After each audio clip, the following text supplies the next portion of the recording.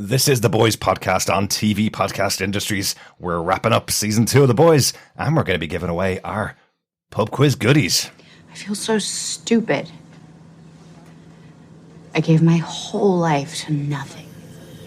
That's not true. Mom, the good guys don't win. The bad guys don't get punished. What we do means nothing. It's just all for money, and I am in the middle of all of it. Alone. Honey, you're not alone. You're not. Let's go away. You and me. Let's get away from all of this, get away from Vought, escape for a while. Mm-hmm. I cleared it already. You cleared what? With Ashley at Vought. You called them? Yeah, about an hour ago. Why? Mom, they could be looking for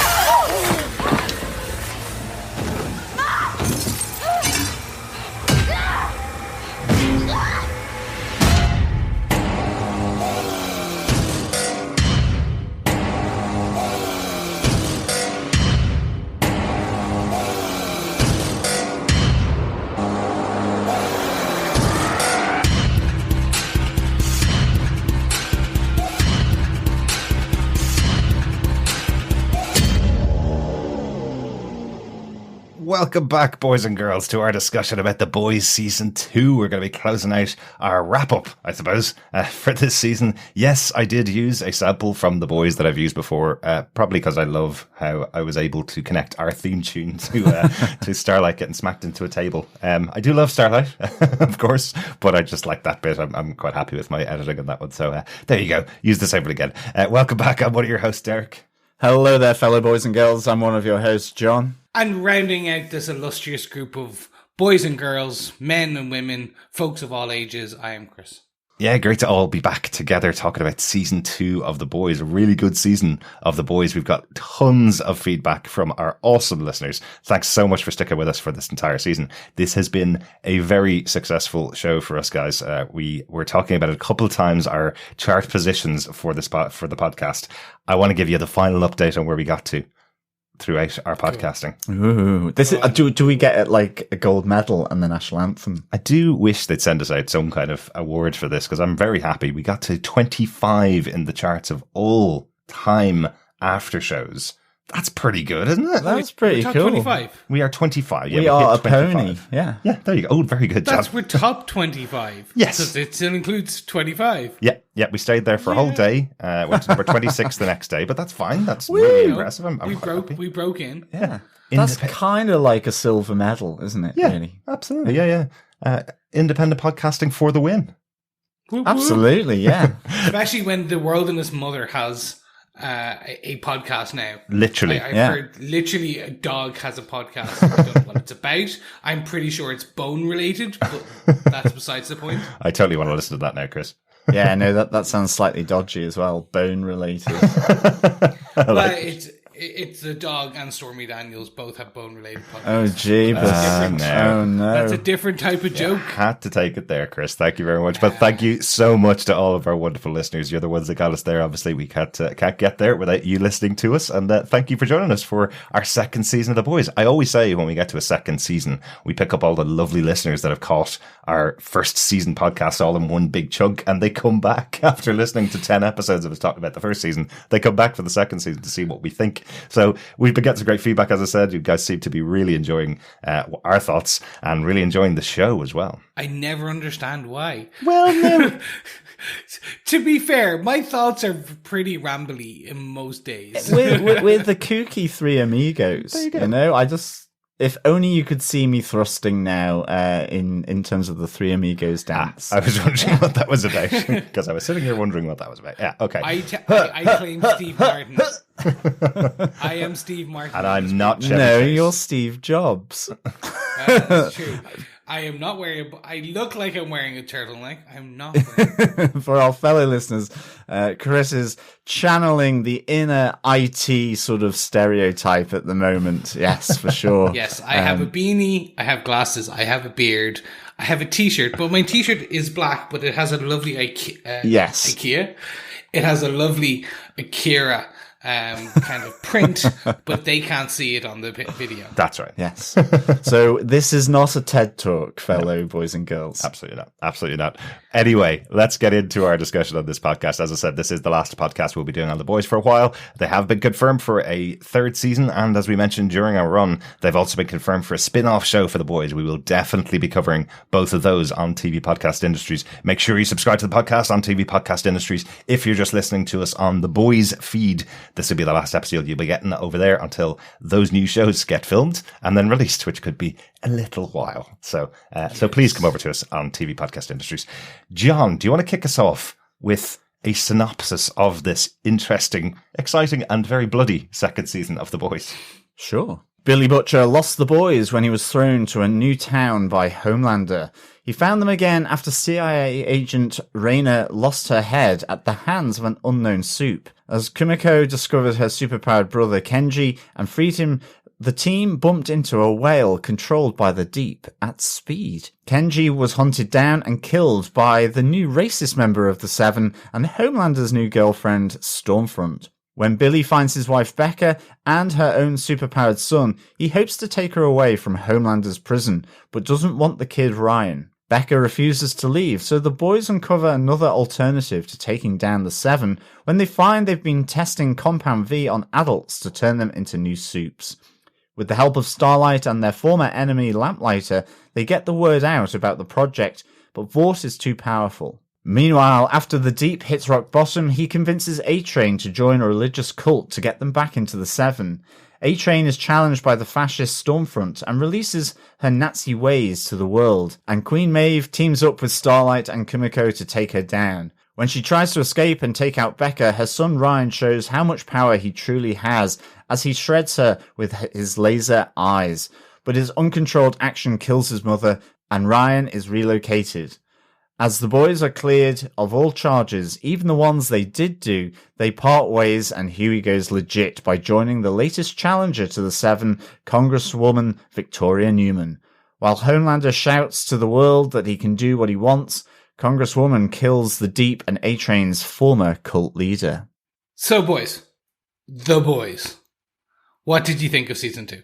Give me your 3-word kind of review, if you will. We don't review here, but your 3-word opinion or your 3-word synopsis of your opinion. See, it's impossible to do that kind of synopsis. John's just done at least a 30 or 40 word synopsis for the season. So much happened. I'm intrigued by what happened at the end and how everything closes out, because it did feel like the end of The Boys and a way to close out the season. You know, I think, John, you mentioned there that they've been cleared of all charges, including the ones they did do. So they all get to walk away and go back to their lives. So how are they going to be able to continue this into a third season and bring everybody back together? That's it. It's kind of finished on a picture perfect kind of note, really. And, you know, part of that appeal of The Boys is maybe how underground they are, because they're, you know, on the run from both the law and Vaught's super people. Yeah. And that's the interesting thing. That's why I'm really interested to see how it will go. Like, unless it kind of, you know, the season 3 opens up where it's all kind of crashed and burnt very quickly. But having said that, I think it's really intriguing, the idea that, with Victoria Newman and, Huey working for her, and also potentially the implications on Homelander. I think we discussed it in our last podcast about, you know, will season 3, we'll see him unhinging even more so, and that kind of almost descent into craziness. So that will be really interesting, because, you know, effectively he has been stripped of his power. That's why that lovely silhouetted Batman moment at the end, it is so good. Like, both it's hilarious and indicative of this irreverency that The Boys has, but also it really speaks to the fact that, you know, he really is jacking off into the wind. So it is kind of going to blow back on him, whatever happens. I agree with both of you. I think we're going to get a time jump in season 3. Maybe. Be it at least a few months. to basically move the story forward. I think very rarely should shows like this kind of end on a complete happy note, and it seems like they are. And I think what will end up happening is very quickly this happy note will be destroyed and forced back a status quo of what we expect from the boys. I think the threads are all there very quickly, in that you can see that they have been offered a platform to monitor, to police the Supes, a governmental piece. So I can very much see that they will no longer be kind of vigilantes. What they'll probably be just off-book CIA, similar to what they were in the comic books at one point. Back in, like, we already know, like, back when they were working with Mallory, they were off books, etc. Exactly. So and it's the same in the comics. Same in the show now. It's been explained that they were an off the book CIA piece. Yeah. I'd say that's exactly what they'll go towards again. Yeah, because the offer was put on the table right at the end of that episode. We had Mallory saying that to Butcher, saying we have gotten funding. Newman's going to give us some off the books funding to support us taking the fight, continuing the fight really against Vought. And he doesn't answer at all. He doesn't say one word to her. That's when he just walks away, off to live out his life, whatever way he's going to be doing that. But like, obviously we know there's a third season. There's no way they're going to be not in the show. But I think it's interesting that you could change the lineup of the boys. You could have brand new members joining the team as well. You know, it could be a completely different thing. It could be another team led by Mallory, waiting for the rest of them to come back and join them. Or of course, as we mentioned, Huey now working for Newman, he may see some of the darker side of her and call the boys back together. So that's entirely possible. I think they'll need a large catalyst to pull them all back in. So that's the thing. Yeah, and I was going to kind of ask you about this, Chris, but be very wary that there is a spoiler here. So I don't want to spoil what happens, but there is. I know we had a comic corner with Chris all the way throughout the season. We've tried not to spoil anything that could be brought into the show in future, but I'm right in saying that there is one major storyline for Homelander that this could all lead into, where he's kind of leading a fight which could draw everybody back against him. Yes, that'd be a non-spoiler way to say it. Yeah, exactly. Yeah. And I think that's the catalyst that they're setting up for. How do you say this? Non-spoilery. There's a pinnacle turning point. That creates a antagonistic civil war. Okay, yeah. Take that what you will, be it a Marvel Civil War or an 1800 United American Civil War. Right. It creates some form of friction between the world and supers. Is it kind of like he becomes what he's been fighting against? You know, we've had the super villains that or super terrorists, however you want to describe it, Homelander. But is it he becomes what he's been fighting against to an extent, or is it simply, if it's civil war-y in nature, you know, is he Captain America or is he Tony Stark? Well, but maybe slightly more adulterated versions of that, obviously. If he was Captain America, he'd be on the right side, which he will never be. So he's probably closer to Iron Man without the suit, I would say. That is such a load of rubbish. But I think the one thing you really haven't seen from Homelander, really, in season 1, he was kind of under the control of Stillwell. He was kind of, maybe not control, but he was kind of hidden behind Stillwell. She did everything to protect him and also try and make her do what Vought wanted him to do. In the second season, he got his first girlfriend and kind of went along with her plan. But what we haven't really seen in these 2 seasons is him off the leash completely, nobody able to control him. Remember, in this ending to the season, what we also saw was he knows Stan Edgar was the one that sent the team in to take Ryan back, save Ryan and Becca from him. So he's now against Stan Edgar. Even though he's working for Vought again, he knows Stan Edgar's not on his side. He knows there's nobody else there. He's going to be off the leash in season 3, I think. I think that's the way they're going to go with this character, where he is going to do whatever he wants, as he says, in that silhouetted Batman moment at the end of season 3. So I feel like that's probably the thing that we haven't seen from Homelander, and everybody thinks we've seen a bad Homelander so far, but PR has been able to take care of that for the most part. I think the world's going to see a much worse side of him. He'll still be able to keep some supporters because he is Homelander at the end of the day, but I think he's going to not care as much for the PR side of things that he has for the first 2 seasons. So I'll end with this. There, for all our listeners who are interested, I do suggest reading the comic books. That they are now so different that they are just. It's like the Marvel Ultimate Universe and the Marvel 616 universe. They're similar characters, but the stories, the themes, everything is different enough that you can enjoy both. I will say one thing: hero-gasm. Yes, absolutely. I do believe that is what will be, and for any of our listeners who read, you'll know where I'm going with this. I believe that will be kind of the opening arc of season 3, and that does allow for, we do know Jensen Ackles is coming in. That's right. As Soldier Boy. It starts to make sense from where they're going. So yes, I strongly suggest, if you're interested, read the comic books. They're a great read. Comixology definitely has them all up on sale. Absolutely. And one of our wonderful boys and girls is going to be winning a copy of the first omnibus for the boys as well. Yeah. The winner of our pub quiz is going to be getting a copy of the omnibus. So you'll be able to read along with the first set, I suppose, of the comics. They're really good. Yep. So overall, happy with season 2 then? Loved it.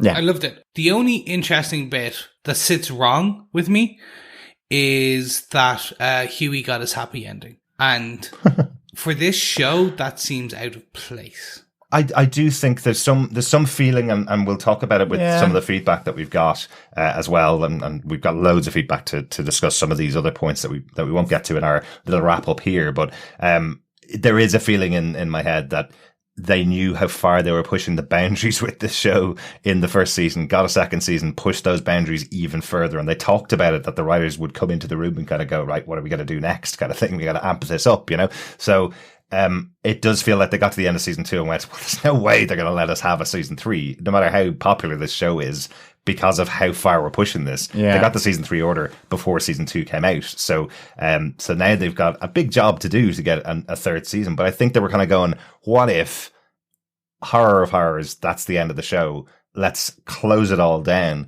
And I remember, yes, Huey is back with Annie, and that is a happy ending. He's also working for the secret evil Supe that he doesn't know about, so it's not that happy an ending. He thinks he's going legit, and he's sitting in the room with someone that can explode heads with a blink of her eyes, basically. Plus, in fairness, Huey has gone through a lot. So to me, this is him just simply catching a break rather than a happy ending, given that we're going to get season 3. So I think it will all suddenly descend into the slurry pile for him pretty quickly after. So, yeah.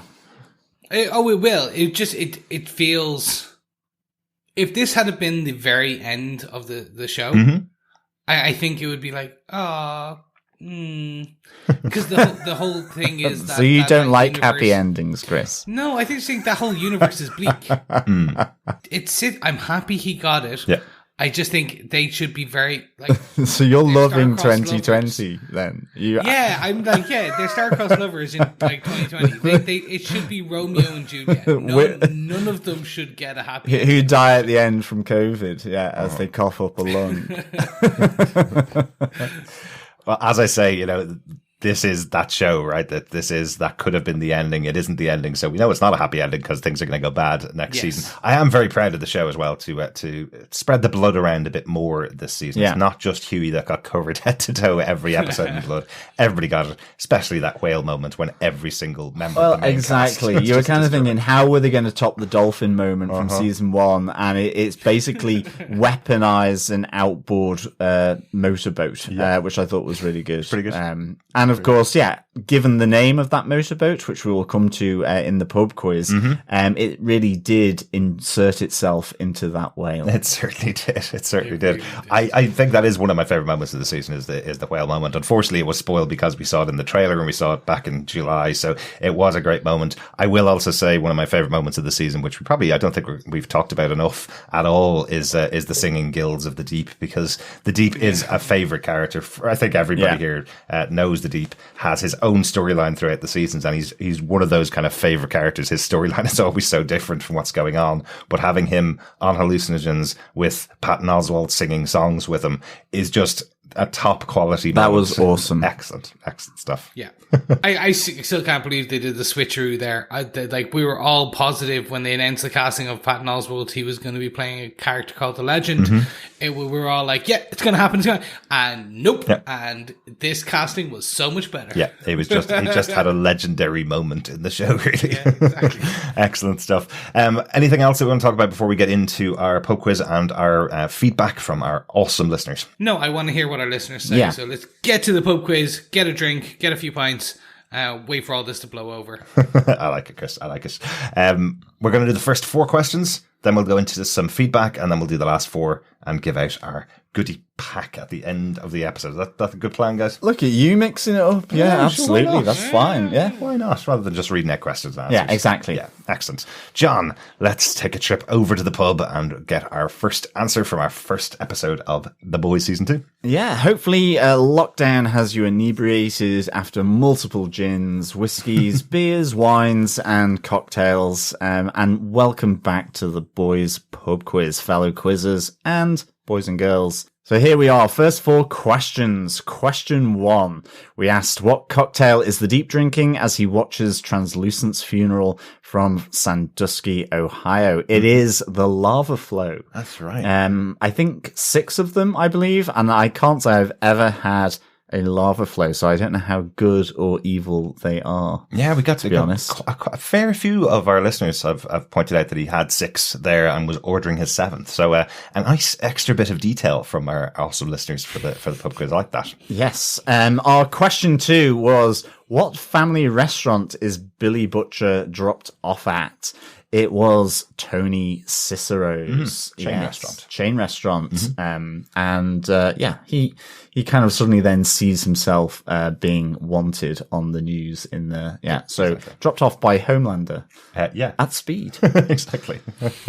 Question 3 channels the Captain Pugwash, if you are familiar with that, and his characters. What is the name of the boat that the boys are on? It is, and it's not mine personally, but My Big Wet Dream. Yes. Channeling Captain Pugwash, as I say, with Master Bates and Seaman Staines aboard the old Jolly Roger, or in this case, My Big Wet Dream. Neither of which existed. Total urban legend, yeah. Damn, that is a shame. That is a big shame. That is such subversive writing. I thought it was perfect. And now you've just crashed and burnt my boat into a big hunking whale. Oh, well, much never mind. like Carl Urban did. Yes, exactly. Last one. And this is the one that kind of threw a few people off because we asked for all 3. Well, it threw us off, in fairness, because we didn't quite catch the correct third and final bar that I'll get to. But the question 4 was, according to Huey, what are the 3 worst candy bars in the history of candy? Yes, Willy Wonka would cry. It is Almond Joy, Charleston Chew, and Bit O' Honey. Wow. Never had any of them, so I can't vouch for their awfulness. But certainly I hadn't got Bit O' Honey right. I called it Bet O' Honey or something like that, which makes no sense, actually. I think that might have been from the subtitles, though. It could have been. Completely. I think a few of our fellow quizzers were saying that Charleston Chew actually wasn't that bad. Almond Joy, not so nice. And Bit O' Honey was literally the worst. I suspect it has hardly any honey in it and is probably as sweet as hell. Maybe. We did have one of our wonderful listeners, Donald Dennis, did offer to send us one of each if we did want to taste them. I did politely refuse. Seeing the reaction from Black Noir to tasting Almond Joy. I know, okay, he has a tree nut allergy. I get it, but his reaction and his death from one of the candy bars, I don't want to know. If we did get it, we could do an unboxing and live tasting, and see whether we vomit into a bucket, or get a sugar high and sort of then become sort of incoherent. Well, that sounds like lots of fun. I will ask our fellow listeners, what are the best? I want to see what the best are. just come onto our Facebook group, facebook.com/group/TV Podcast Industries, and someone can just set up a poll or a free form and just throw something in, or let us know in your feedback in a comment. What is the best? Excellent. So that's me then. Dairy milk. Setting that up. Thanks, Chris. Well, You're welcome. It's Snickers and Reese's. That's basically the correct answer. No, that is no. It's dairy milk. Because then I could say, what about Three Musketeers? Or more importantly, Twizzlers. Well, there you go. Because if you're a Red Vine fan, you're crazy. Oof. Ooh. I was gonna say fruit salad chews. Oh, so nice. They are nice, and the licorice one. What are they? Blackjacks. Yummy. Interesting. That's a very UK for our UK listeners. Yeah. Because they're only UK and Ireland, really. And if we go ye oldie, I want a quarter of sweets from the sweet shop like used to do in childhood, it would be lemon bonbons or pear drops. So we're going to have to just put the restriction there. Definitely candy bars is what we're going okay. for. Yes, Okay. candy Damn bars. it. So after the first 4 questions, we've been, I've been correcting the answers here. So we are down to 6 of our entrants. Oh. Let's give them a quick shout out because very kind of everybody to join us for the pub quiz. I know people really enjoy entering the pub quiz, so thanks so much for everybody that sent in their entrants. These are our top 6. Yeah, that are left in the game. Mm-hmm.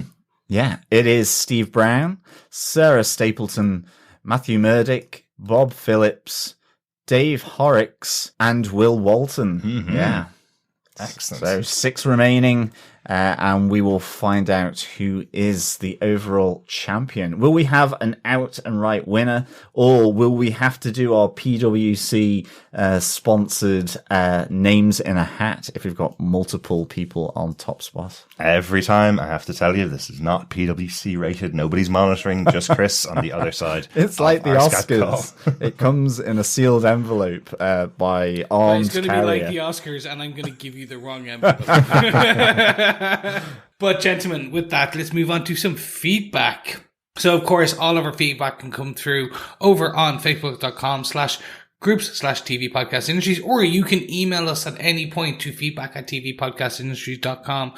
Or if you would like to put your vocal talent to the test, you can also go on over to tvpodcastindustries.com and leave us a voicemail. Mm-hmm. Or you can send us an audio recording, and we'll put that on as well. Absolutely. You can send that audio recording to feedback@tvpodcastindustries.com. Exactly. First piece of feedback comes in from Salima Kisler after watching the final episode of The Boys Season 2. He says, Newman. Which I love. Just one word. Makes a lot of sense. Thank you very much for that. Andy Gaston says, Cindy's superhero name must be the Red Herring. I love that. Yes. That is a good, good call. Sydney, the brain exploding test patient who disappeared at the end of the season. We all thought she hopped in a car and went off to explode some people's heads down in Washington, but it wasn't her. It turned out to be Newman. So where do you think we're going to see Cindy next? Off-grid, in a log cabin somewhere in the Rockies. I reckon she just wants out of it. Like Wolverine. Yeah, kind of thing. But I hope she comes back. Yeah. There's some speculation that maybe that's the setup for the spin-off show, that she may be disappearing from The Boys season 2 and then appearing in the spin-off show about the teen superheroes. Oh, okay, cool. So I think it's kind of a cool idea. It could be that. Yeah. It could be. Leading them astray. She is the Jubilee. She is the Rogue from the original X-Men. Yeah. Or maybe she's the villain for them, tying it into The Boys. I think that'd be quite interesting. Well, no, we know. I say we. We know. No. I'm going to be quiet.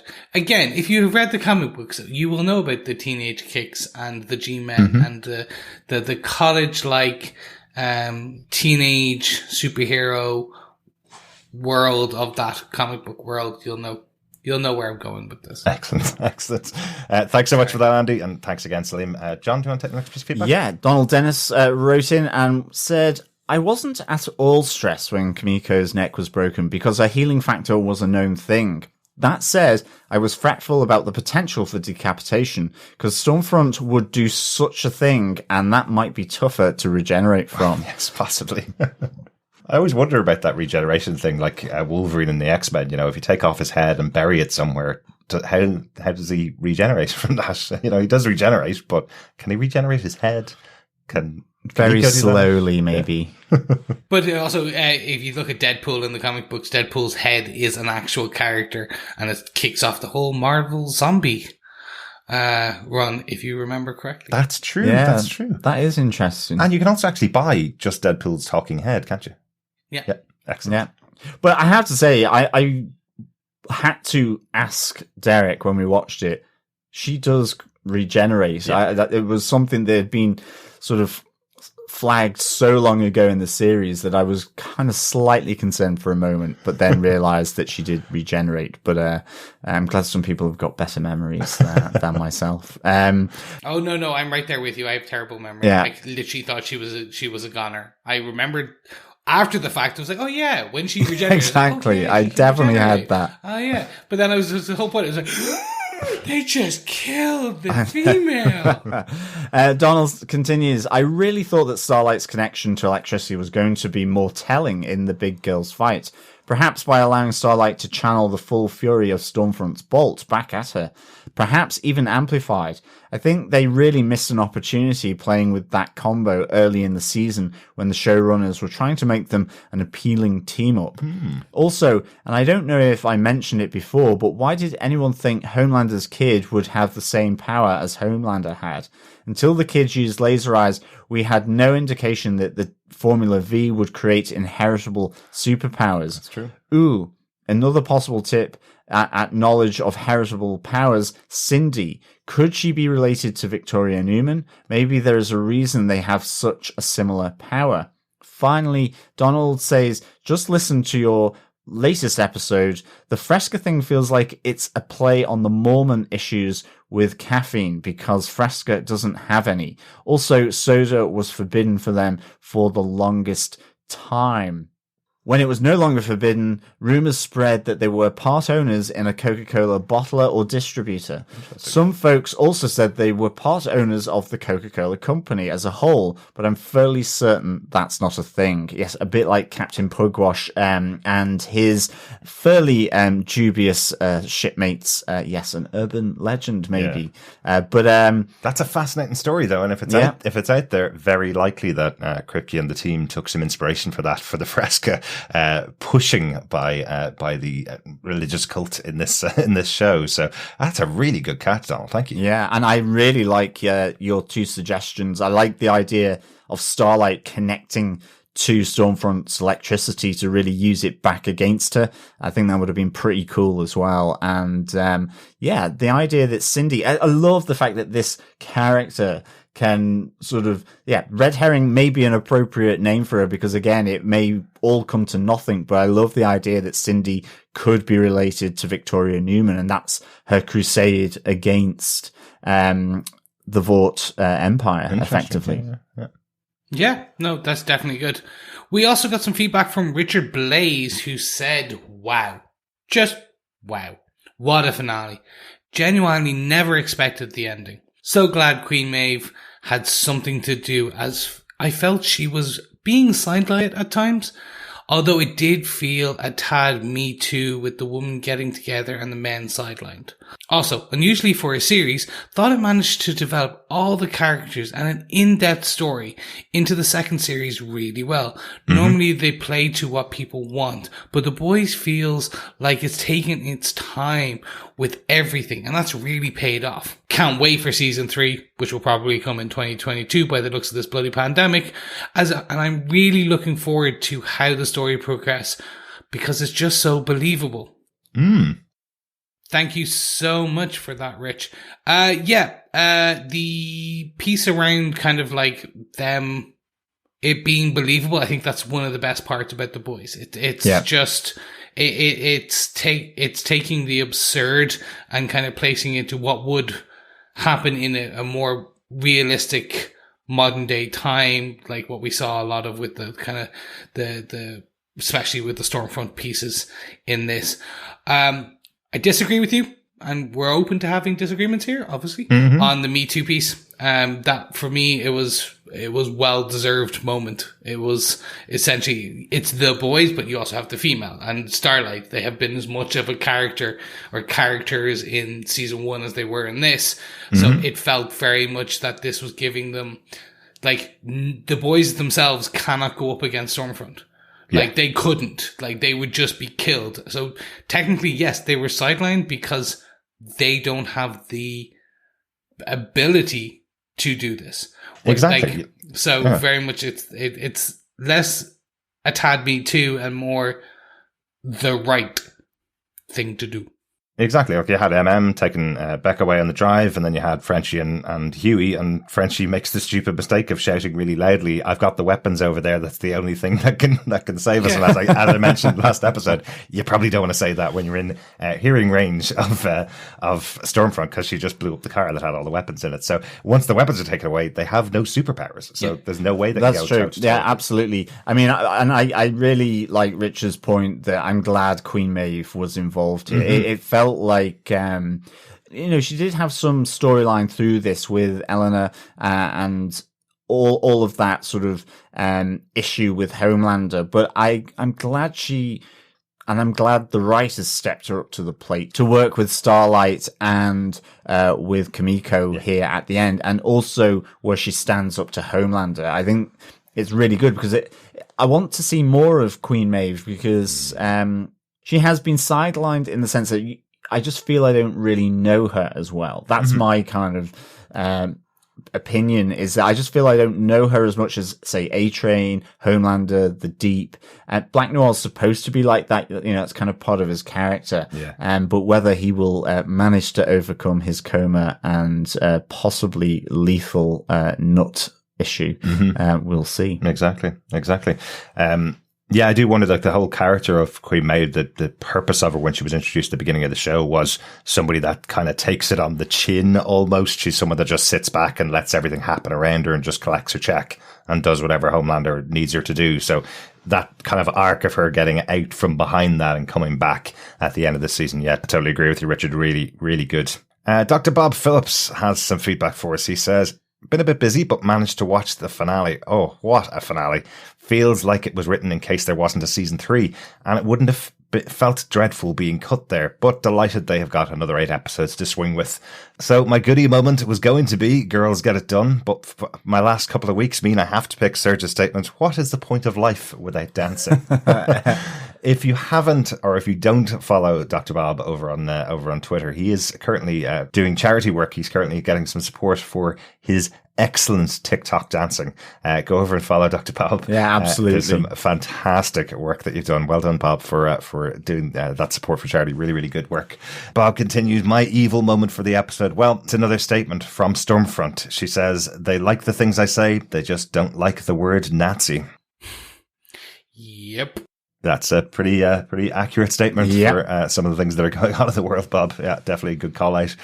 He also says the head popping moment was the head popping of Dr. Kovac turned Pastor Kovac with the unexpected to me reveal of Newman the head popper. Yes. Yeah, that was a shock unexpected to us all. It really was. That's a good. If Cindy was the red herring, I don't even know what to call Newman. The kipper. The smoked haddock. The surprise reveal, we'll say. We were slightly spoiled in this. Should we reveal this, guys? We were slightly spoiled on this. Amazon did reach out to see if we were available to do some interviews towards the end of the season. We've mentioned this before. Unfortunately, just our schedule doesn't work sometimes for these things. And they asked, did we want to interview the actress playing Newman? And in the press release for the request, it said, seeing how she plays out in the finale, you'll probably want to interview her as soon after you've seen the finale as possible. And all three of us went, oh, she's going to have a much bigger part than we think she has. So that was a slight spoiler. We knew there was going to be something big happening at the end of the episode, but we didn't put 2 and 2 together. We didn't expect, because she was in that room, in the courtroom, as heads were blowing around her, and acting so surprised by what was going on. We didn't expect that it was her that was doing the exploding. So yeah, good one. That, speaking of, though, that is one thing they'll have to explain a bit more, because they'll need to explain her power a bit in season 3. Because she was running scared and popping heads at the same time. So she was acting and then popping heads. But in the case where we saw her at the end, she was like glossy eyed. She had like cloudy, foggy eyed when she was popping Pastor's head. But when you look at her in the courtroom scene, she doesn't really have, from what I could see, she didn't have that kind of fogged eye. Maybe she can set a timer. She's like, one person head popped every 30 seconds and just goes. She's popping popcorn. Person 2, person 5, person 7, person 9 in this order, and then she runs scared. Maybe that's it. Thanks so much for that, Dr. Bob. Yeah, thanks, Dr. Bob. Chris Aki goes, I am a bit late to the party, but wow, that was something. And to Stormfront's muttering after Ryan went all Naomi Campbell on her, she recalls a happy memory from the past. She went on a day trip with Frederick and Chloe, her daughter, and Chloe held her hand out the car window. They found a place to rest at the river, and Chloe ate an apple for the first time. Chris, that is wonderful. Thank you so much for that. I know we were talking about that last episode. John was trying to reach through his German to work out what German he could pick up. You got 2 words there. I got apple and first time. Yeah, basically. Yeah, first apple is all you got. But no, well done, Chris. That's really good. My German is so good. Yeah. But it makes a lot of sense for Stormfront to have that memory. The whole story of the season is how long she's lived, how many people she's lost, including her daughter being, an old lady by the time she died.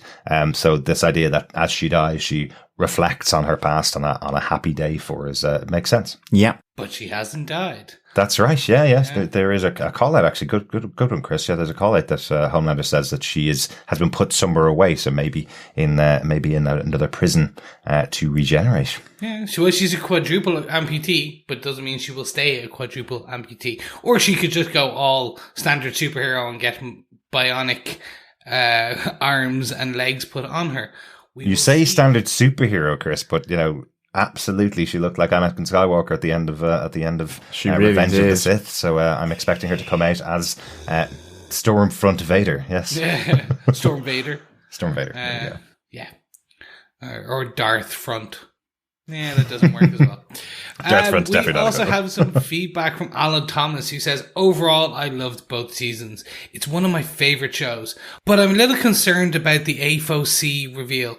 I think you're making a pun on the AOC. Yes. Alexandria Ocasio-Cortez, AOC.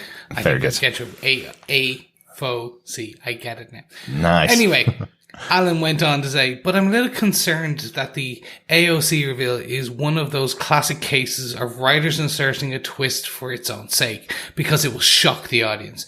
In fact, Ennis said something along those lines on the Watch podcast that they wanted to cook something up the viewers will never see coming. I don't necessarily think this is always or even usually the best approach to storytelling. And in fact, I would argue the 2 best shows of all time, The Americans and Breaking Bad, were guilty of doing this once each, where the twist just didn't seem organic to the story and sprang from a motive of pulling the rug out from under viewers, rather than the comprehensible character motivations. Still, as I say, I'm in love with the shows otherwise, and in particular, I can't think of any other show that is channeling now with political memes, thoughts and prayers, rallies, etc. Thank you so much, Alan. So I see where you're coming from, and I agree. The Americans and Breaking Bad did that as well. They were a lot further in, if I'm thinking about those moments, the same moments you are. They were a lot further in, and that wasn't a way for them to shake up the status quo of those shows. Right. Whereas this one seems that they essentially, they're inserting another big bad. And it's kind of just revealing a character that you thought was just kind of very much a C-list character in the background, like a bit player, literally a player to get you from part A to part B, as we knew about, like, to get them to the Senate or to get them to the judicial hearing, like that was their in. This seems like, oh no, you think that this person has good motivations? No, you're wrong. I can completely see your opinion. I just don't think that's what was going. I think the never see coming was we never saw who it was. Yeah. So their whole never see it coming. You never would have guessed Victoria Newman as being the head popper. In that we thought it was Cindy. We thought, okay, maybe it was some other kind of soup for Vought or something like that. We never saw coming that it was no one to do with Vought. It was a character we already met. Mm-hmm. That type of way. Yeah. Thanks so much for that, Alan. Yeah, it's some really interesting thoughts. The one other thing I think that The Boys kind of has to struggle against as well, as we've mentioned a few times, that the show is based on comic books. So trying to keep a comic book audience engaged with the show where you're taking the exact path that the comic book took. We saw in season 1 how much they diverged from that. And in season 2, again, picking up a character from the comic books that all people like us, podcasters, and all the YouTube channels that are talking about The Boys, who are talking about it week to week especially, they go, oh, there's a character that's based on the comic books. They don't really do anything. They're a bit of a putz, I guess would be the American term for the character. A bit useless, don't really do anything.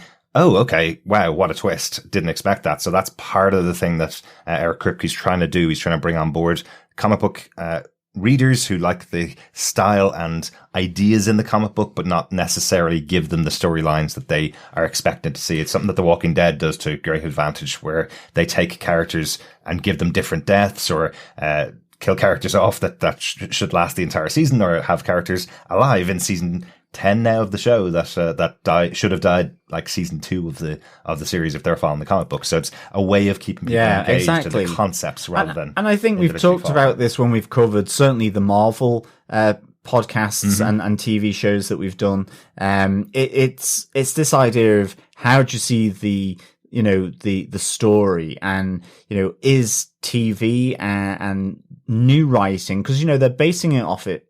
But it's ultimately, there are creative writers here, and that how much can a TV show feed back into then the comic medium? And this adds a different dimension to the original Garth Ennis. And I quite like it when TV shows do that, rather than just simply adhere to the storyline within the comic or whatever, even any adaptation.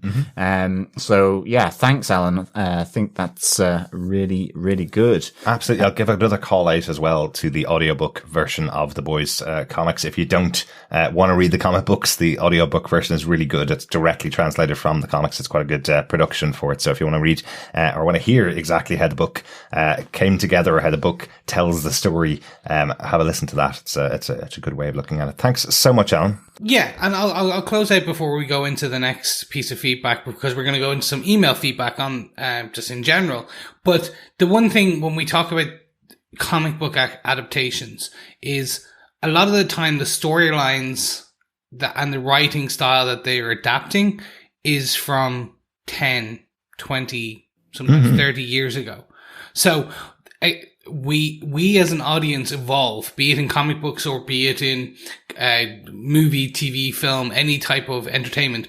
Our taste and our expectations evolve, and so do the writers. So something that, again, I love The Boys comic book, but it's a product of its time from the early 2000s. So it was great for that period, but we're now nearly 20 years later. So exactly.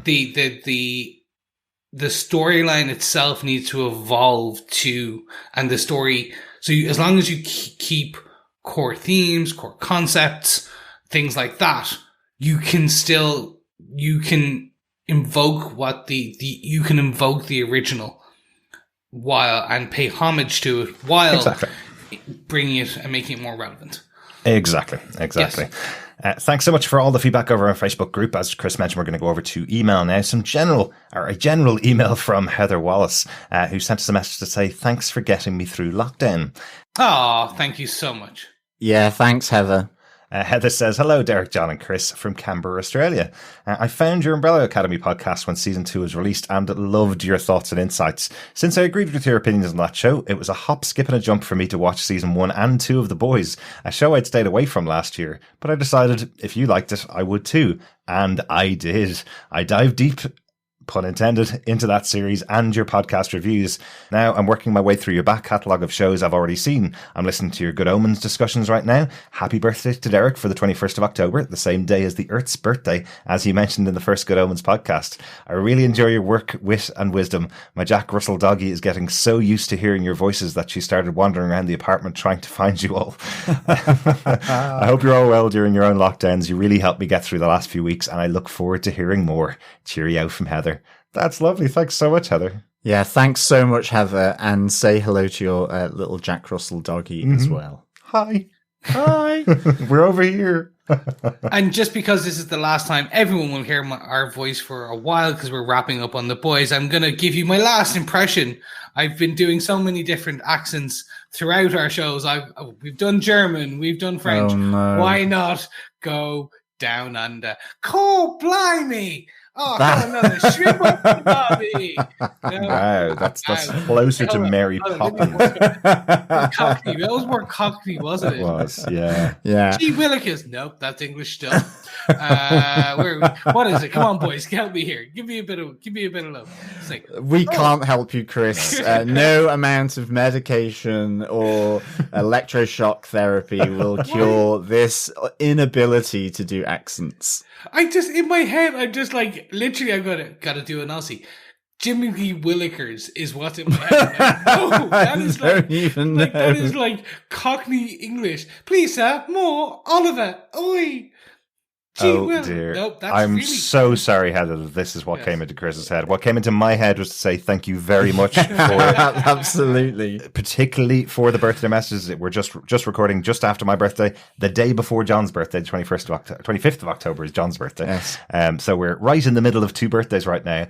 Thank you so much. I'd completely forgotten that I'd said on Good Omens that was my birthday, but that's one of the reasons why I love the book, and that's one of the reasons why we covered that series, because it's always cool seeing your birthday in a book being such an important date, and I always remember that from reading it as a kid. So it's out there now. Thanks so much, Heather, and happy birthday, John. Yes, thank you. Yes, thank you. I am another year older.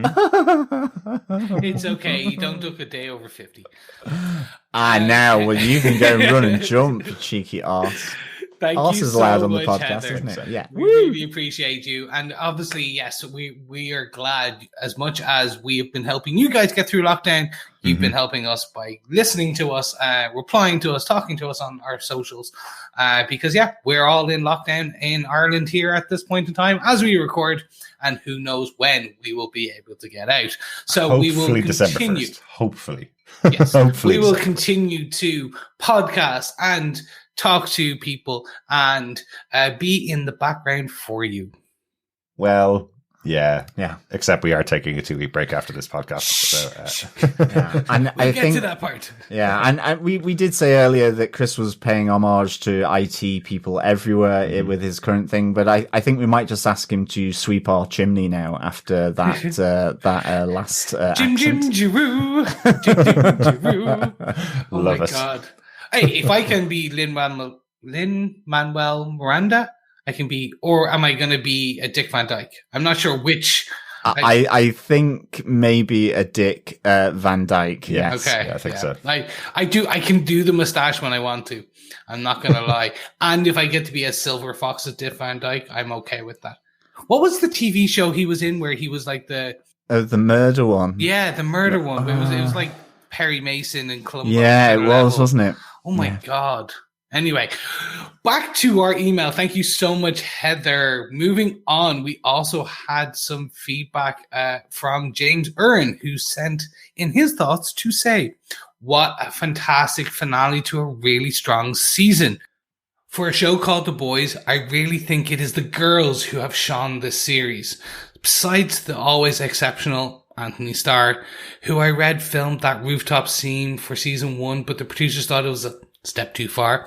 And despite that accent, Carl Urban has also created a fantastic anti-hero looking cool with crowbar in hand. Stormfront has been a fantastic baddie, while Aya Cash clearly having a ball in the role. And I'm going to have to check out more of her work. Similarly, Victoria looks like she will be equally entertaining, but very different villain next season. Even Maeve finally had some great scenes, and I would love to see an extended solo mission for her next season. Yeah, definitely. You mentioned the girl fight seemed familiar, and it reminded me of the ending of Quentin Tarantino's Death Proof, which might have been what Chris was thinking of, where the 3 stunt women give Kurt Russell's bad guy a shoeing. That is exactly one of the things I'm thinking of. That is very true when you think about it. But I look back and go, oh yeah. And that was the one with Rose McGowan had the machine gun leg as well, I think. That was the other one. That was Planet Terror. The first half of Death Proof. Oh, yes. Yeah. I'm sorry. It was a Grindhouse, wasn't it? Grindhouse. Exactly. Yes. Exactly. Yeah. Do you know, I was editing... Grindhouse. I was editing our finale podcast, and I remember the discussion, Chris, when you were saying that effectively all the heroes had been beaten, and they all come back together and beat the villain at the end. And when I was editing the podcast and listening back, I was going... Does Chris mean Avengers Endgame? Is he talking about that massive movie, the biggest movie of all time, where all of the heroes are beaten, and the second time they go and face the guy, they all team up together and beat him? Could he have forgotten Avengers Endgame? Potentially. I don't even know. I think straight in my head, the biggest reference was Shaun of the Dead, when they are circling the zombie and they're hitting the zombie with the pool cues. Oh, okay. Yeah. Very different. It was just the angle and the shot. They were circling them kicking Stormfront when she's on the ground. Right. But yeah. Right. So I was thinking it's either that or Voltron were the two things that were coming to my head, where everybody teams up together versus the bad guy. But anyway. James went on to say, I never thought it would happen, but over the last few episodes, Kumiko has become my favorite member of the boys. And for a few minutes, I was devastated at her neck breaking. This quickly turned around as she unbroke it, which must have been one of the coolest recoveries since Wolverine. On that note, my prediction from a few weeks ago sort of came true. Perhaps a Chris half point. I'll give it to you. Although I should have expected a no-show from the Cowardly Deep, you have to love that scene with A-Train where they flip-flop between being best buds and opponents about 3 times in the space of a few minutes. And let's hope for a full recovery for Noir after his kryptonite nut-based incident. Hopefully we will see him in season 3. Yeah, sure. Yeah, definitely. James finished with, the only issue for me is I was not sure about the whole church storyline, which never quite seemed to be properly fleshed out other than a story device. And with that ending, I'm not sure how much will crop up in the future. We'll get back to that in a second. Overall, this was a very strong 5-star season. Very welcome given the year we have all had. And I just hope we will not have to wait too long for the next one. Personal highlights include the whale scene, love sausage, which may well haunt me for years to come. And above all, I will always try to remember, don't be a C word. Just to add, I really enjoyed the podcast, which made a huge difference in catching some of the many subtleties I could have missed otherwise, especially on the back of the excellent Umbrella Academy. A massive thanks to you all for getting us through the summer and hopefully not too long until our next great show. Thank you so much, Jimbo. We really appreciate you listening, and thank you for the kind words about that, Umbrella Academy. We like to dive deep and get some of those subtleties. On your point regarding love sausage, yeah, that's going to haunt all of us. Not really. Haunt, maybe not. I don't know. True. It may haunt or be a welcome accompaniment in your dreams. Either way. Maybe titillate. Yes. I did hear that interview with Carl Urban, who was saying about Laz Alonso, who plays Mother's Milk, getting that script for the first time. Go check that out. It's a really fun story about when he finds out what happens with Love Sausage in that scene, and his reaction to getting that in the script. It's very fun story. I think it's over on the Boys After Show. They have that discussion. So very funny. Yeah, I for one would welcome our Love Sausage overlords. But I will say, in your question around the church storyline, I think, yes, okay, it is a plot device, and that's exactly what it is. I do think it will play out in season 3, because you remember the Deep currently is still a member. He wanted to leave, but he hasn't fully walked out at the end of season 3. So, and there was an agreement between Edgar and the now deceased church leader. So I think it will continue on. It will not be a massive point But we'll see. I think it will somewhat continue because also they need to figure out who killed him. Yeah, I'd certainly like to work out the reason why Newman specifically went and killed him. Yeah, that would be interesting just to see that storyline as to why definitely. she particularly targeted him at that moment. A-Train has now gone back. There was certainly the argument between the Deep saying, you know, you've stolen all my funds, you've got access to all my bank accounts, you have everything. And then the twist is that they're going to excommunicate him from the church, just like they did with Eagle the Archer earlier on in the season. They're about to excommunicate the Deep, but that discussion is between the two of them just before the leader of the church, Adana, loses his head from Newman. So there's a possibility that the Deep may stay. Nobody's heard the conversation, but it sounded like he was just about to be excommunicated as well. So yeah, we'll see. I do wonder. There's definitely some options they could play with there with the church then. Yeah, thanks Jimbo as well for that. I really like Homelander. I think you're right, Anthony Starr. Absolutely phenomenal. And I love the fact that how the boundaries have pushed. That's something that wasn't necessarily considered appropriate for season 1. Made it so glamorously into the end of season 2 as well. And a bit like yourself, yeah, Aya Cash, I don't think I've really seen much of her stuff at all. So certainly someone who I definitely keep an eye out as well. So thanks so much for that, Jimbo. Yeah, just on Aya Cash, she was in a great show called You're the Worst, which is over now, but I absolutely loved it. You'll know she was one of the main characters, and it was also with the character, with the actor Chris Gere, who was also in Modern Family, Detective Pikachu. You'll know him when you see him. He's been in a lot of kind of big shows. But it's really good. Will they, won't they? Will they, won't they? They will, they won't. They hate each other. They don't hate each other.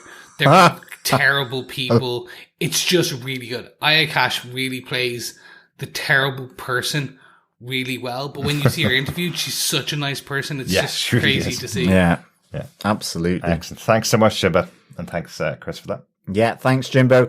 Sarah Stapleton says, Season 2 was excellent. I like how they made Lamplighter sympathetic, even though he did something truly horrible. Mm-hmm. And Dave Horrocks also says, brilliant coverage of The Boys again. Totally agree about Queen Maeve turning up, being reminiscent of Wonder Woman in Batman vs. Superman. I actually thought the women team up was done far better and much less forced than the scene in Avengers Endgame. Absolutely top quality series again. Yeah, thanks so much, Dave and Sarah.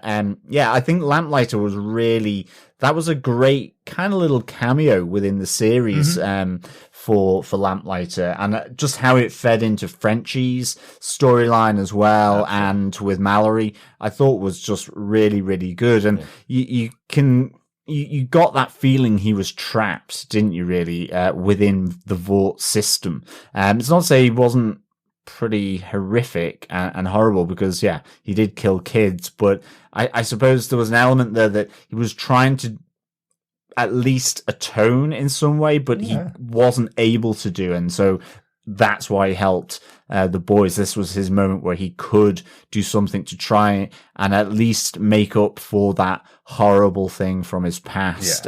But he just couldn't do that being in the Vought system. And he did accidentally kill kids. Remember, he didn't go out to kill them. He went That's out true as well. Yeah. So he did intend to go out and kill their grandmother, who just wasn't in the bed that time. So he killed the kids. Yeah. And I agree with you, Dave. I think the women team up here at the end was done really, really nicely. For sure. It was done really, really well. But, I will just say that the one that's in Avengers Endgame, remember, all of the women that were in that scene were all from multiple movies, multiple franchises doing their cameos. And they decided to get them together for the scene. Much different than having your three main actors from a TV show coming together for a scene in the TV show. So they're all on set at the same time doing that. So I thought I loved the scene in Avengers Endgame because it was just another great moment within all of those great fighting moments. So I really enjoyed seeing it in that scene. But thanks again, as always, for your feedback, Dave. Really good to hear from you. Our final piece of feedback for the episode and for the season comes from Steve Brown over on voicemail. Well, that was a really good final episode. Hey guys, it's Steve. Just finished watching The Boys, episode 8, and really good. Great great ending there with the reveal of Victoria Newman being the head popper. So, wow. To keep on format, let's see. This is my 7 moment. It's gotta be, it's gotta be, for me, it's gonna be just the turnaround of Maeve, showing up there at the end, to save the day or help the day out there with, fighting Stormfront. And, my boys moment, of course, was as soon as, Stormfront broke, the woman's neck, what's her name? Yumiko. Anyway, I knew, I said, well, she heals. She should just come right back, right? So that was cool to actually see that in play. And I don't think it's ever been brought up. I don't think anybody's ever actually talked about it on the show. So that was kind of cool. Overall though, I like that they kind of didn't really set up anything for a third season. I don't know if maybe when they were filming it, they didn't know they were going to get a third season. So, they really can go almost wherever they want in the next. And obviously they have some source material to work with as well. But, yeah, just a really good, finale, and can't wait to hear you guys talk about it. All right. Talk to you later. Excellent. Thank you so much, as always, Steve, for sending in your voicemail feedback. Really good to hear your voice. If anybody else wants to hear some more of Steve's thoughts on season 2, he's just started his coverage of The Boys season 2 over on his podcast, Panels to Pixels. Go check it out. I think there are about 4 episodes in so far to season 2 of The Boys. Some great fun chats there between Mark and Steve on their podcast. Check it out there. Thanks so much, Steve. Yes, thank you so much, Steve. As always, appreciate your insightful views, especially that you follow our format too, which is always absolutely. We didn't even follow our format for this episode. No. Absolutely, yeah. Thanks so much, Steve, for the thoughts, and to everyone who's sent the thoughts in over the course of the season. It's really good to get the different comments, ideas, theories, you name it. It's really good stuff. So thanks so much to everyone who's contributed to our feedback section over series 2 of The Boys. Speaking of the second part, or series 2 of the pub quiz, I'm trying to do a segue. Right. Then it's on to question 5 of the Boys pub quiz, fellow quizzers and boys and girls. Yeah, question 5. Peppa Pig it ain't, but what animal is Tara's special, fluffy, cuddly toy? It is, of course, pig. Yes, a piggy. For a porking, shall we say?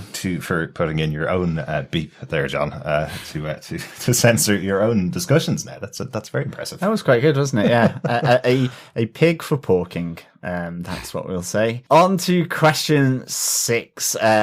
Yes, we move from meat to lovely dessert. What shampoo does lovable Huey use? It is L'Oreal for Kids. And in particular, strawberry smoothie. Don't drink it, kids. Remember, it's chemicals. But for sure, it is, yes, cute little Huey using cute little kiddie products for the hair, and Starlight loved breathing it in, that strawberry smoothie. I have to say, it's definitely one of my favorite scenes in the series, just having Butcher and Starlight kind of coming together over their love of Huey and how nice he is as a human being. I just think it's a nice thing to bring the two of them together as characters. Just enjoyed the scene. Yeah. Question 7 was, what cell is Starlight being held in Vought Tower? It was 42D. Yes. Dr. Bob did point out that if you were a 42D, you would need a lot of support. I was thinking. I think I was about that probably halfway through the first lockdown. After baking and more baking, it was literally the Great Irish Bake Off in our house. From bread to cakes. Yes. Moments on the lips, an eternity on the hips, as they say, for sure. Yes, I think now my arse is a 42D still.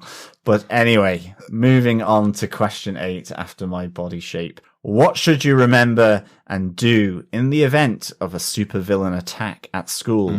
Whether this will help or not is questionable, but you should always follow the law. And that's not just in the event of a supervillain attack, boys and girls, but just in general. Lock all openings, arm yourselves with an authorized firearm, and wait for a superhero to arrive. Yes, the law. I do still think it is the weirdest thing, this idea of having school building authorized firearms. Yes. How utterly weird. Not exactly made up for the show, though, either, which is probably the craziest thing about it. That this is something that is in place in a school environment. I just find it crazy. But we've mentioned before, we're in Ireland. Nobody really has a firearm over here, except for maybe farmers and their moms. And, well, I think the interesting thing is we've seen a lot of guns fired at a lot of superheroes in this show, and they're not very effective at all. You need the Frenchy brand of anti-super villain sort of tech, I think. Well, exactly. Obviously, the whole point of this scene, to call that out again, is to comment on the fact that these are just ways of stirring up population into fear to vote for a certain particular group of people. That's the whole purpose of this advert that's in the start of the show.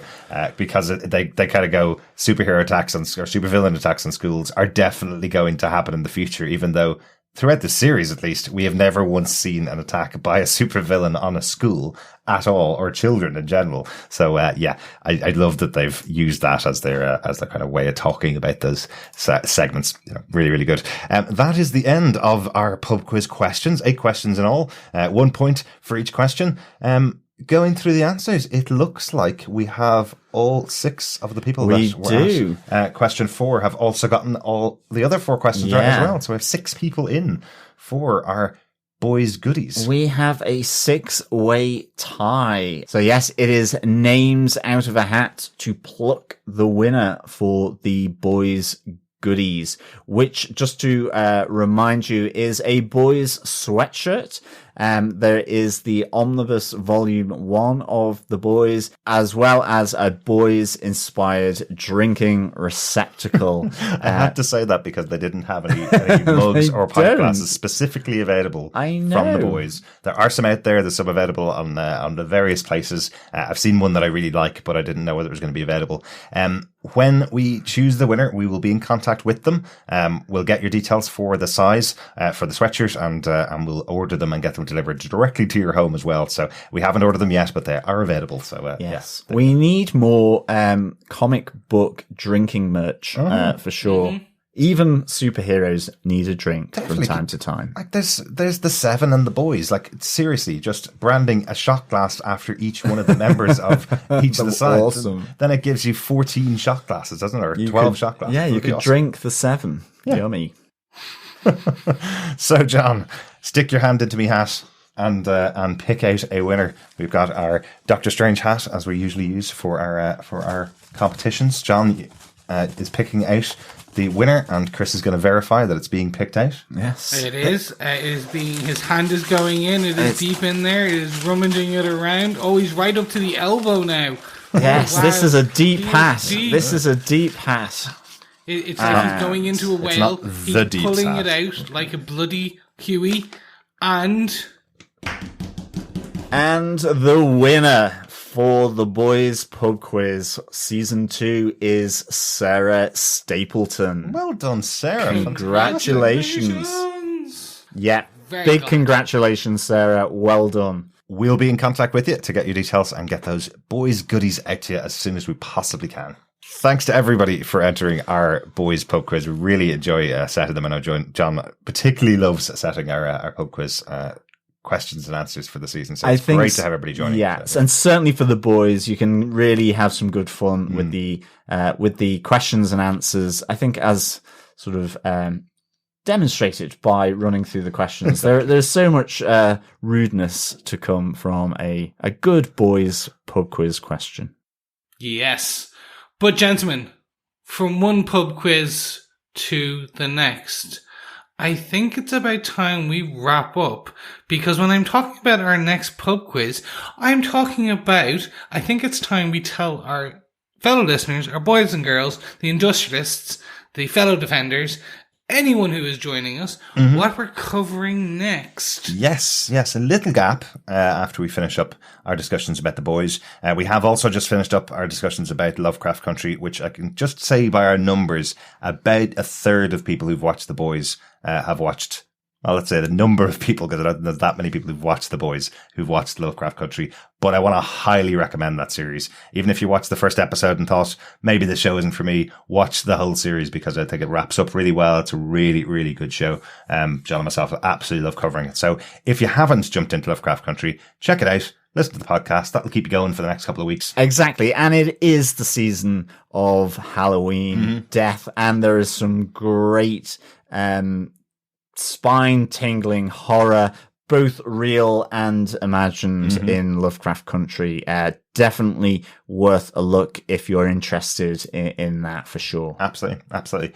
We do have a bit of break, as we said, coming up. The next two shows that we'll be covering, we've talked about it many times this year, finally getting close to a release date for the first of Marvel's shows on Disney+. WandaVision is coming to Disney Plus by the end of this year. We don't have a release date just yet. They are currently just on the cusp of releasing The Mandalorian Season 2, which will be coming out from 30th of October. That'll come out weekly, and we're suspecting that around the end of Mandalorian is when WandaVision will start airing its first episodes again. We believe it's going to be going weekly, so probably thinking towards the end of November for that, going into December, and that'll be, I think that's about 8 to 10 episodes, so that'll be going into 2021.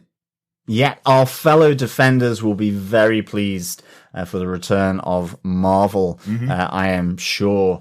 We will also have our fellow Gothamites involved as well for our other show. Yeah, absolutely. Season 2 of Pennyworth will be coming out from December 12th on Epix in the US. I think it came out on Amazon Prime in the UK as well. So not sure of the timing of the UK release, but we'll be definitely covering it alongside the US release from December 12th. Really looking forward to seeing what happens with Alfred Pennyworth as that season progresses, because when we talked about that show, we said it built from, a very kind of what's this show trying to accomplish kind of place, and it built, and by the end of the series, we were really loving the characters and what they built in that show. So really looking forward to getting back to that as well. So there's our two big shows that we're covering. Guys, which ones you're interested in? I know, Chris, you're probably going to be joining us for WandaVision, right?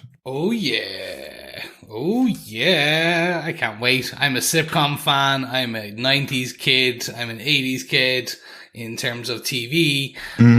So basically this is going to be this is everything for me. Yeah. Yes. Really looking forward to WandaVision. It certainly, given it has the tie-in, or at least it did do, but the tie-in to the Doctor Strange sequel in the Marvel movie universe. Multiverse of Madness. The Multiverse of Madness. So I'm really pleased to see WandaVision for sure. Yeah. And I just really liked the Pleasantville vibe from that trailer that we saw. So I cannot wait to see that.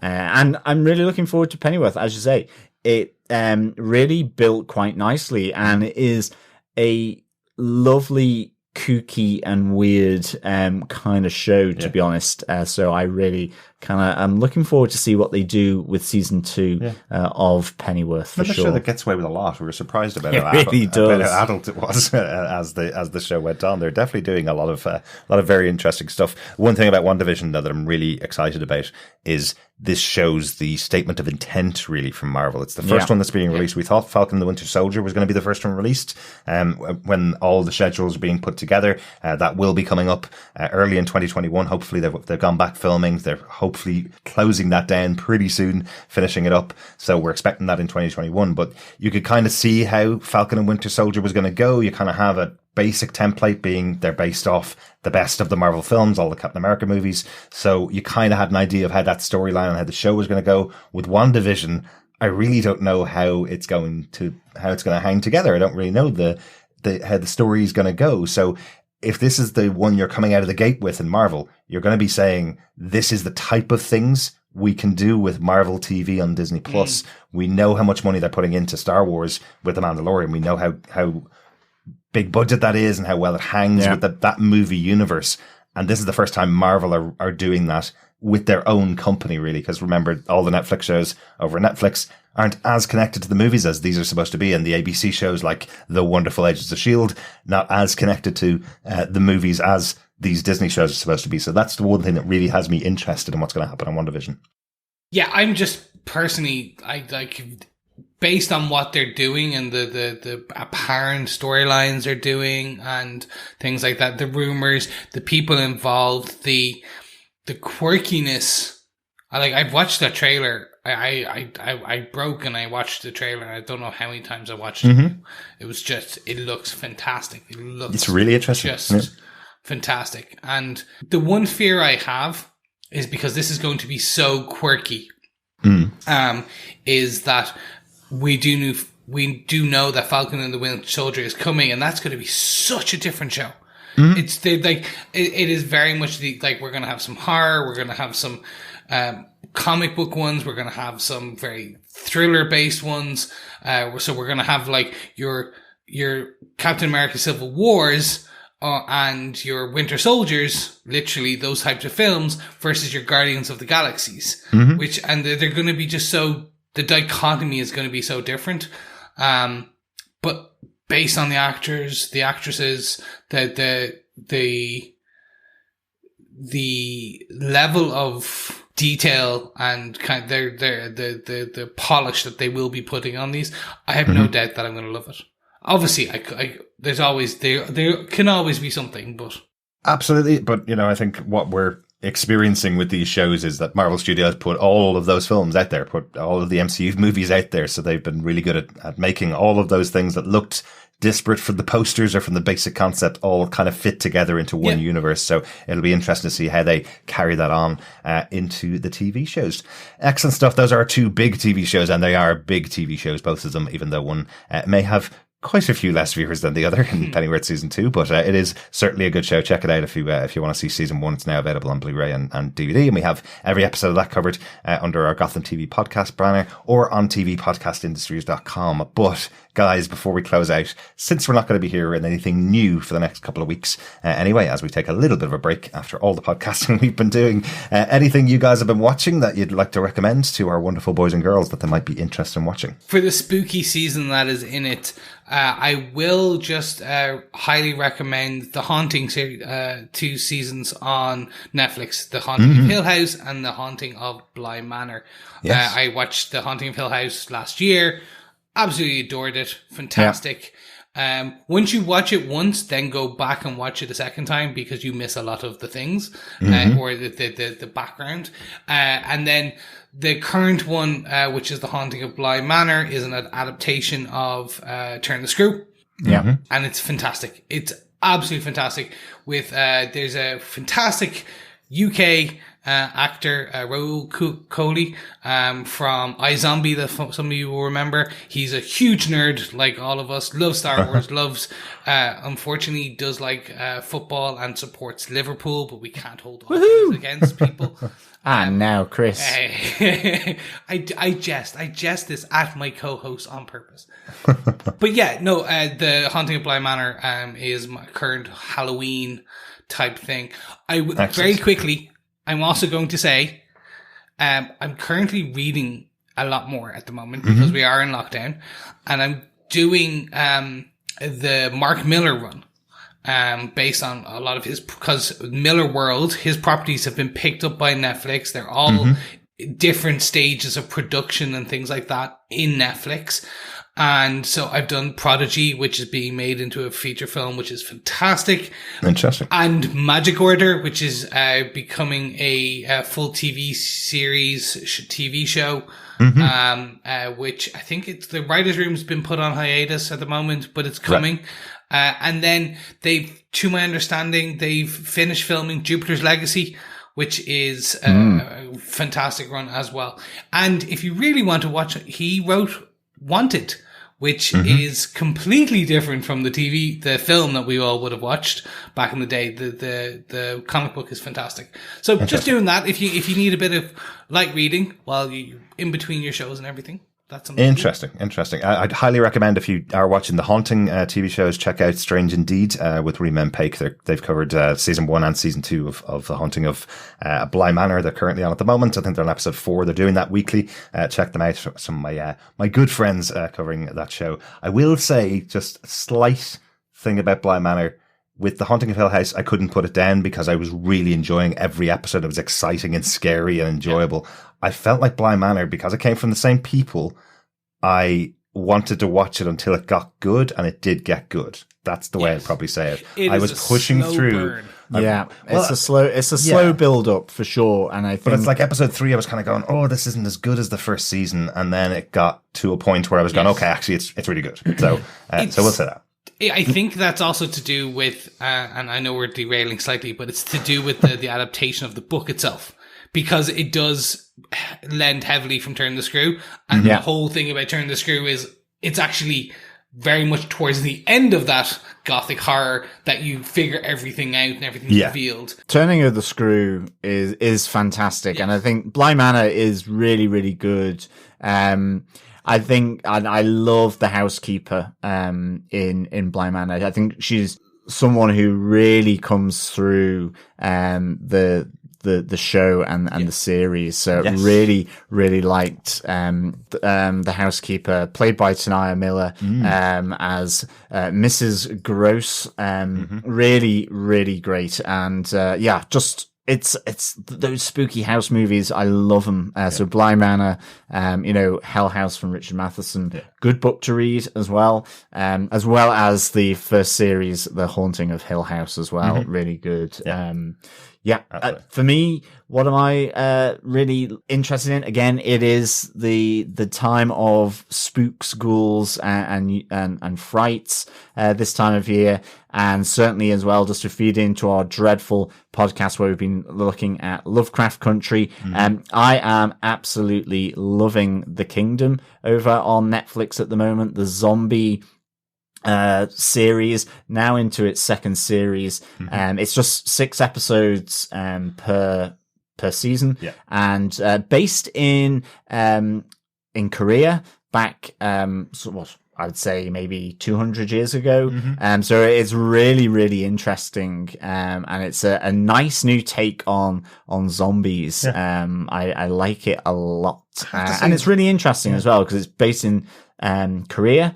And like with the Train to Busan, I think the Koreans can do a really good horror, and there's some really good stuff in this. It's really interesting. I must say, I was surprised at how funny I find some of the scenes. The comedy actually works quite well. It's not a comedy show by any means. It is a horror show, and it is a historical show, but they get the comedy and they judge when to put in a little comic moment quite well. So and it works. It seems to hit my sense of humor right. And it's really bite size at 6 episodes. So exactly. Really, really good. I'm also kind of interested in Hellstrom.